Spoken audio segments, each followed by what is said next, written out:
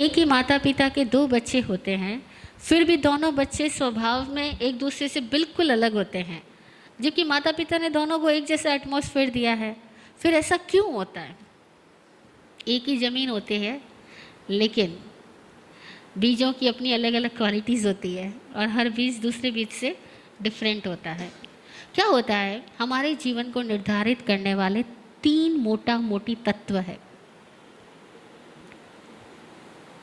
तीन फैक्टर्स है। पहला है हमारी परिस्थितियाँ।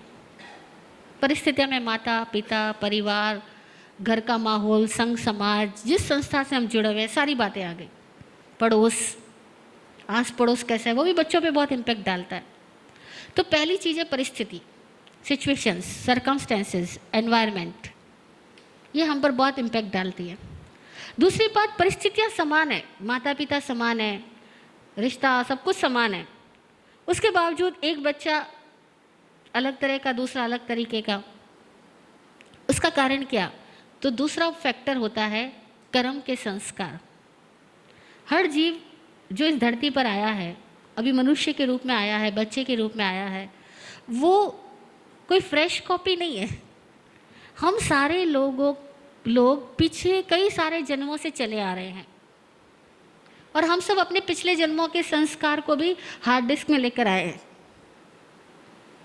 हमारे कोर पार्ट में वो सारे संस्कार भी अंकित है। हमारे सबकॉन्शियस माइंड की संरचना सबकी अलग अलग है, क्योंकि सबकॉन्शियस माइंड अनकॉन्शियस माइंड से कनेक्ट है और अनकॉन्शियस माइंड हमारे पिछले सारे जन्मों की संस्कारों की सॉफ्ट कॉपी है। वो एकदम सूक्ष्म रूप में है और वे संस्कार हर व्यक्ति को अलग अलग तरीके की बनने की प्रेरणाएं अंदर से देते हैं। इसलिए देखो, एक ही सिचुएशन होगी, सपोज एक मच्छर काटा। अब आप जेनी के बच्चे हो, घर में बचपन से संस्कार डाला गया किसी को नहीं मारना, चींटी को भी नहीं मारना, मच्छर को भी नहीं मारना, अच्छा संस्कार डाला। अब मच्छर काटा दो बच्चों को एक समान, एक साथ, एक तुरंत मार देता है और दूसरा उसको हटाता है। अब एक ने हटाया और एक ने मारा। मम्मी पापा कहते हैं मारो मत, हटा दो। तो दूसरा कहता है मारो क्यों नहीं, जब ये हमें काटते हैं तो इनको क्यों नहीं मारना चाहिए, इन्होंने काटा है तो इनको मारना ही चाहिए, इनको पता कैसे चलेगा। और जब मुझे कष्ट होता है तो अभी हटाऊंगा, मम्मी दोबारा आके बैठ जाएगा, उसके पास अपने लॉजिक से। और जो हटाने वाला है वो क्या कहेगा, हटा देना चाहिए, मारना क्यों चाहिए। किसी जीव को मारना, कष्ट देना हिंसा है, पाप है, इसलिए हमें नहीं मारना, हटा दो, अपना बच्चा भी तो करना है। मच्छर को हटा दो, लेकिन मारने की क्या जरूरत है। दोनों की बातें सही है, लेकिन अब एक का संस्कार अलग है, दूसरे का संस्कार अलग है। कर्म के अंदर के संस्कार अलग अलग है। बाहर से तो सेम उपदेश दोनों को मिल रहा है, लेकिन दोनों अलग अलग तरीके के होंगे। तीसरा जो हमें जो फैक्टर हमें सबसे ज़्यादा प्रभावित करता है वो है हमारी दृष्टि का परिणमन। दृष्टि परिणमन का मतलब होता है हमारा थॉट पैटर्न, हमारे सोचने का तरीका, विचारने का तरीका। अब हमारे सोचने विचारने का तरीका कैसा है? एक का तरीका ये होता है सोचने का कि हर चीज़ अपने सुख के लिए पहले यूज़ में लो, और दूसरे का सोचने का तरीका होता है कि पहले सबको मिल जाए, मैं भी ले लूँगा। अब दोनों की दृष्टि अलग अलग है। इसीलिए घर में अगर चॉकलेट भी होगी तो एक बच्चा तो सबको शेयर करके खाएगा और दूसरा अपनी मुट्ठी में पकड़ करके मुट्ठी खोलेगा ही नहीं। उसको कितना भी कह दो कि बेटा हमें दे दो, अरे तुम्हारे पास में दो है, एक हमें दे दो, एक तुम खा लो, वो मुट्ठी बांध लेगा, बिल्कुल नहीं देगा। और भाई की भी ले लेगा लेकिन अपनी नहीं देगा। एक मार खा लेगा और एक रो लेगा लेकिन मारेगा नहीं। क्या करोगे? ये अलग अलग ही होंगे। क्यों? क्योंकि हम सबकी दृष्टि भी अलग अलग है और ये सब भी पहले जन्म के समय तो पिछले संस्कारों से आती है और उसके बाद धीरे धीरे एनवायरनमेंट में हम जैसी जैसी ट्रेनिंग लेते हैं वैसी वैसी हमारी दृष्टि बनती चली जाती है। और ज़िंदगी में कोई ज्ञानी गुरु मिल जाए तो हमारी दृष्टि एकदम बदल जाती है। पर गुरु मिलने के बाद में और दृष्टि बदल जाने के बाद में हमारे कितने भी अशुभ कर्म के संस्कार हो वो दूर हो सकते हैं, वो बदले जा सकते हैं। और तब जब कर्मों के संस्कार बदल जाएंगे तब परिस्थितियों को देखने का नज़रिया ही बदल चुका होगा और तब वही माहौल रहते हुए, वही परिस्थितियाँ रहते हुए कुछ लोग मुक्त हो जाएंगे, कुछ लोग संसार में नए बंधनों का निर्माण कर लेंगे। तो 3 बातें हैं, परिस्थिति, कर्म संस्कार और दृष्टि का परिणमन। विराट गुरु जी कहते हैं कि इन तीनों कारणों से आदमी के अंदर में हमेशा अंतर होता है, एक ही माहौल होते हुए भी।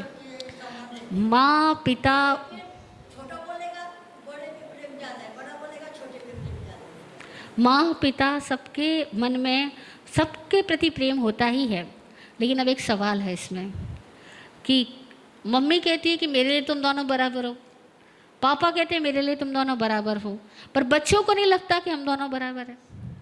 छोटा को लगता है बड़ा ज़्यादा प्यारा है, बड़े को लगता है छोटा ज़्यादा प्यारा है। अब ऐसे में क्या करना? देखो, ईमानदारी की बात यह है कि प्यारे तो दोनों ही होते हैं, लेकिन व्यवहार जो है ना वो कभी एक सरीखा नहीं होता।